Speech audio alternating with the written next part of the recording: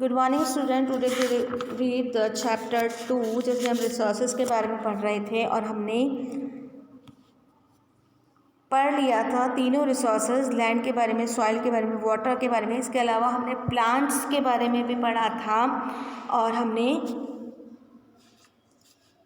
In natural resources के बारे में पढ़ रहे थे। अब हमें जो टॉपिक पढ़ना है वो पढ़ना है डिस्क्रिप्शन ऑफ नेचुरल वेजिटेशंस, मतलब जो वनस्पति जीवन है उसका किस तरीके से डिस्क्रिप्शंस हो रहा है। The growth of the vegetation depends primarily on the temperature and moisture, कि जो वनस्पति है उसका पैदावार या उसकी जो ग्रोथ है वो वहाँ के टेम्परेचर और मॉइस्चर पर डिपेंड करती है। The major vegetation types of the world are grouped as the forest, grassland, scrubs and the turns. तो अधिकतर जो वनस्पति वो वहाँ के वन्य भूमि पर, चरागाह भूमि पर, वो सारी चीज़ों पर उसकी डिपेंड करती है। In areas of heavy rainfall huge trees में थ्रिव्स, जहाँ पे ज़्यादा बारिश होती है वहाँ पे ज़्यादा पेड़ पाए जाते हैं। द फॉरेस्ट आर दस associated with areas having abundance water supply, और ज़्यादातर फॉरेस्ट वहाँ होते हैं जहाँ पर कि वाटर सप्लाई अच्छा होता है। As amount of the moisture decrease the size of the trees and their density reduce. As amount of moisture के अमाउंट ही डिक्रीज करता है साइज को, ट्रीज के और डेंसिटी को।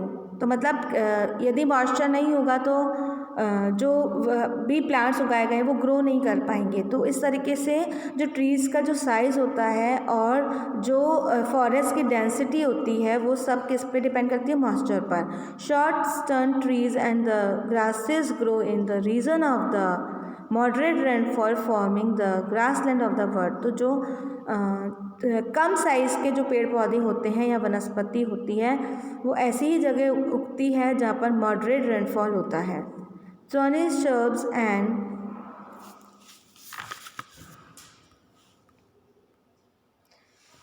scrubs growing in dry areas of low rainfall. और जो हमने पिछले जो चैप्टर्स है उसके अंदर हमने वनस्पति के बारे में पढ़ा कि अलग अलग तरह की होती है। कुछ जैसे झाड़ियों वाली होती है, कुछ कटीली होती है, कुछ एकदम जैसे सीधे होते हैं। तो इसमें लिखा हुआ है कि जो श्रब्स होते हैं वो ड्राई एरियाज़ में, जहाँ पे कि लो रेनफॉल होता है, कम बारिश होती है, वहाँ पे पाए जाते हैं। In such areas plants have deep roots and leaves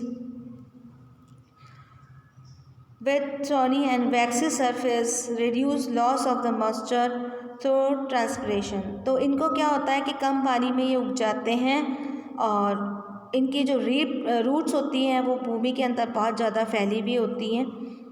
तो इस तरीके से इनकी जो लीव्स होती हैं वो भी काफ़ी बड़ी होती है। तो इस तरीके से ये जो हैं वो कम रेनफॉल में पाए जाते हैं और आराम से उग जाते हैं।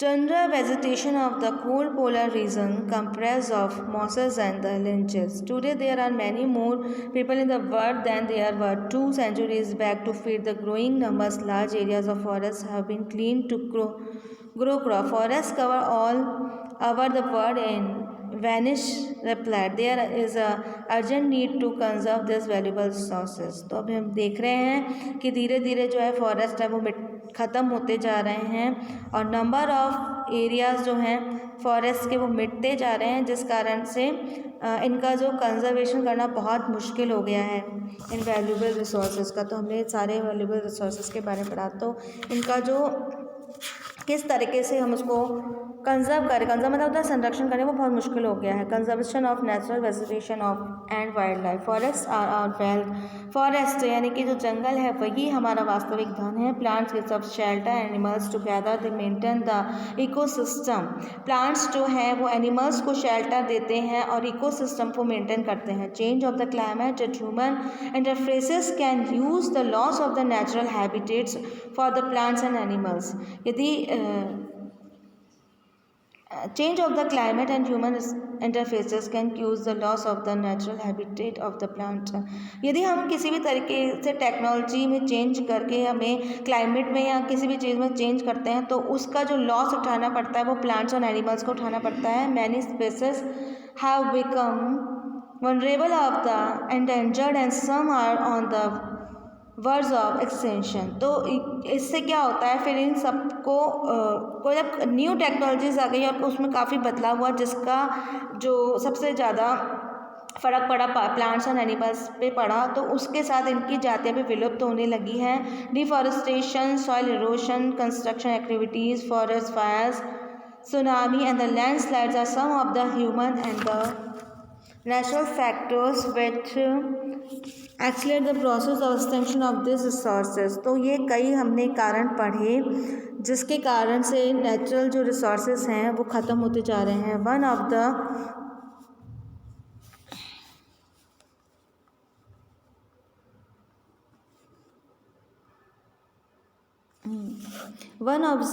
of the major concern in the poaching basis result in the sharp decline the number of the particular species. The animals poaching for collecting an illegal trade of hides, skins, nails, teeth, thorns, as well as feathers. Some of these animals are tigers, lion, elephant, deer, black buck, crocodile, rhinoceros, snow leopard, orchard, and the peacock. These can be conserved by the increasing awareness। तो इसी तरीके से जो जानवर हैं वो भी लुप्त होते जा रहे हैं, वन्य जीव जो है लुप्त होते जा रहे हैं, क्योंकि उनका भी लोग शिकार कर लेते हैं और उनके बॉडी पार्ट्स हैं उनको बेच देते हैं। तो इनकी भी हमें सुरक्षा करने की बहुत ज़्यादा सी ज़रूरत है।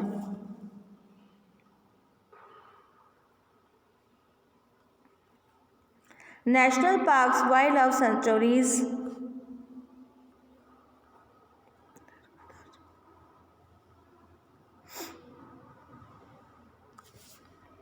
National Park, wildlife sanctuaries, biosphere reserves are made of to protect our natural vegetation and wildlife. Conservation of creek, lakes, and waterland is necessary to save the precious resources from the depletion. There is balance in the environment if a relative number of species is not disturbed। मतलब हमारा जो वातावरण है उसमें संतुलन तभी रहेगा जब इन चीज़ों में डिस्टर्बेंस नहीं होगा, सभी चीज़ें संतुलित मात्रा में पाई जाएगी, तभी जो हमारा एटमॉस्फेयर है उसमें सब कुछ सही रह पाएगा।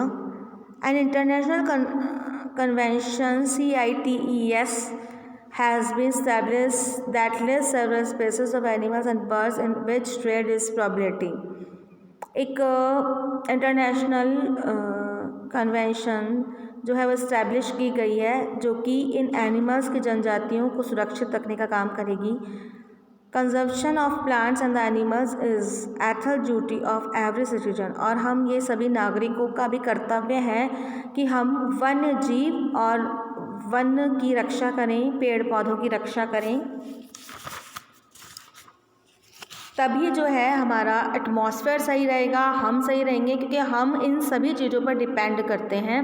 तो ये जो चैप्टर था वो नेचुरल रिसोर्सेज का था, जिसके अंदर हम सारे रिसोर्सेज के बारे में पढ़े हैं और किस तरीके से नेचुरल रिसोर्सेज समाप्त होते जा रहे हैं, किस तरीके से इसका संरक्षण किया जा सकता है, वो सब हमने पढ़ा है। इसे आप एक बार और रीड करना जिससे आप और अच्छे से समझ में आएगा। चैप्टर ख़त्म हो गया है।